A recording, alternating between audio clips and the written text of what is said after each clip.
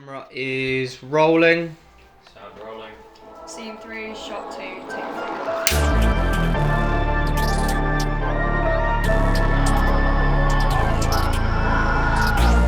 3. When you think of horror films, you think low-key lighting, dark shadows, but what if I told you horror can be colourful?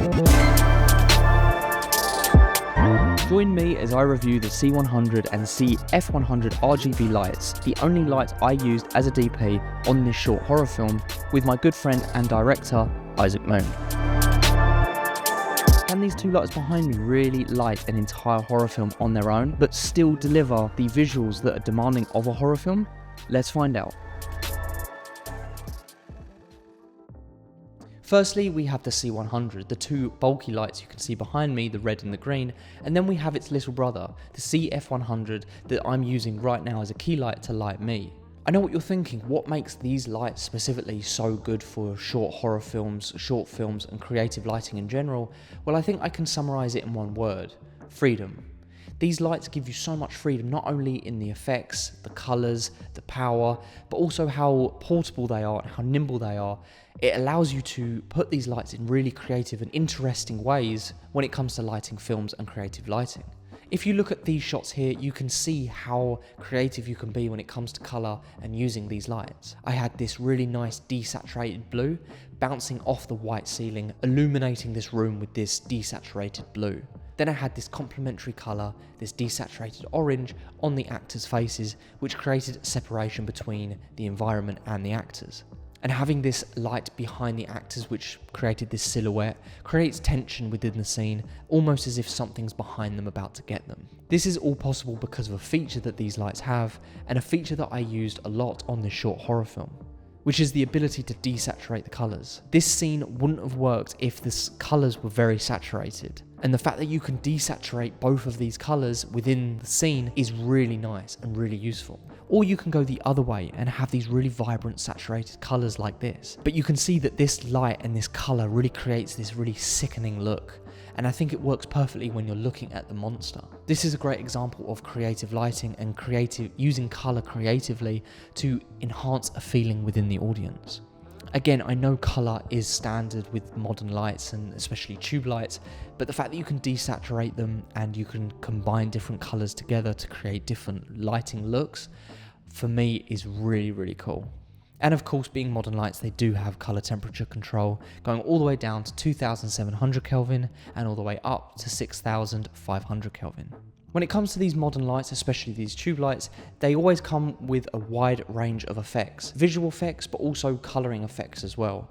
I'm not going to go through all of them now because there are so many and I don't want to bore you, but I will have some on screen right now. I spoke about this very briefly with my other video and how useful effects can be and how much easier it can make your workflow simply setting up a light and putting the effects on. It gives you a lot more freedom when it comes to creative lighting because you don't necessarily have to do it manually because those effects are already there built into the lights. Sometimes though, it's not all about the effects, sometimes it's about the power, and these lights are really powerful, especially when you consider their price point.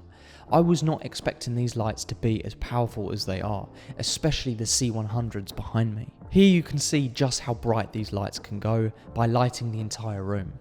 Especially if you're in a white room or you have reflectors, you can really easily bounce this light off, and depending on the size of the room, you can light the entire room.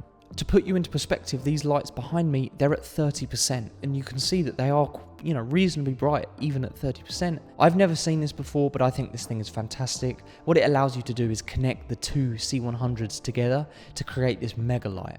All three of these lights can be powered through the mains, which is what I mostly did for this short film, but they can also be powered by battery.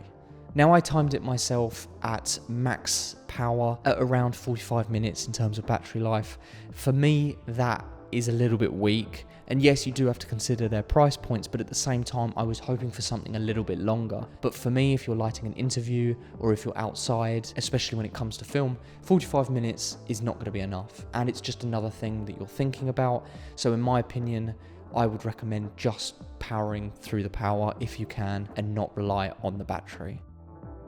Because these lights are so portable and flexible, it comes back to that word freedom. It gives you freedom to create these really cool lighting effects simply by holding the light and putting them on C-stands and putting them on stands and just playing around with the light.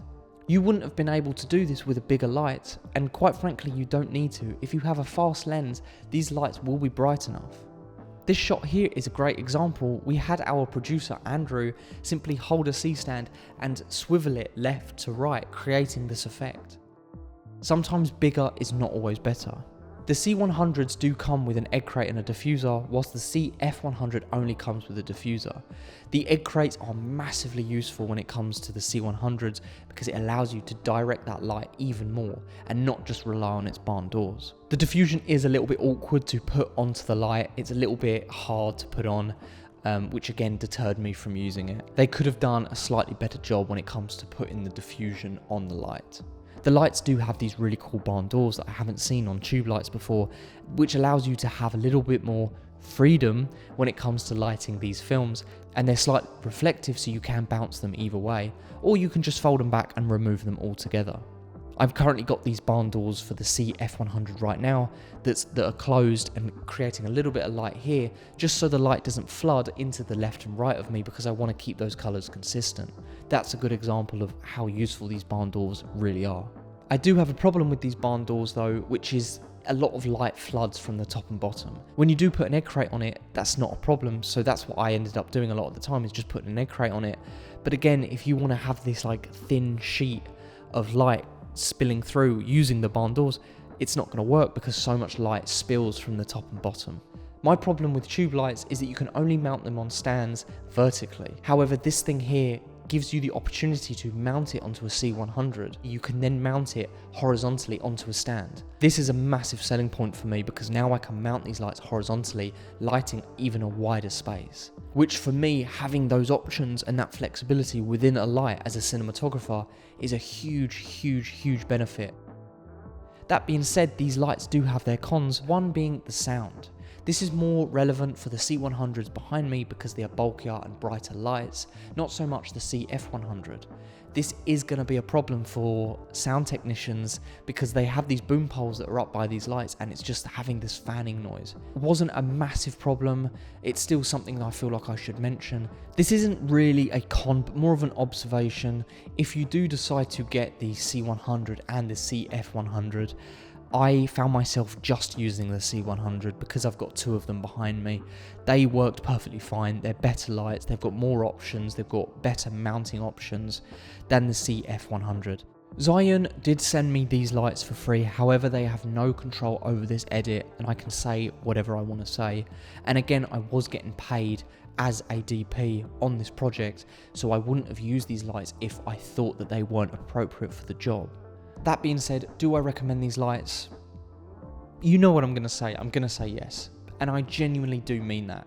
These lights are incredibly flexible, they are affordable, and I think they're great lights when it comes to starting out if you're at university or if you've just left university and you're looking to have a diverse and flexible lighting gear all in one bag, then I think these are a great option for you.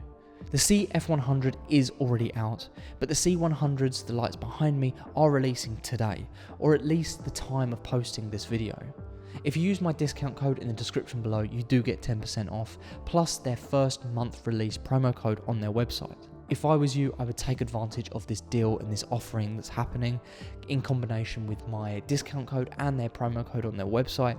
You are looking at a really good deal when it comes to these lights. I wouldn't recommend these lights and I wouldn't do this review if I didn't honestly think these were worth your money, but I do. If you do have any questions about these lights, feel free to leave a comment in the comment section and I will do my absolute best to answer those questions the best I can. Finally, I want to thank the cast and crew for working with me on this short horror film. Thank you for being such an amazing team. Like I've said before, this film was directed by Isaac Moon. I will link his YouTube channel in the description below and a link to the film once it's released. Thank you so much for watching. That's been everything and I'll see you in the next one.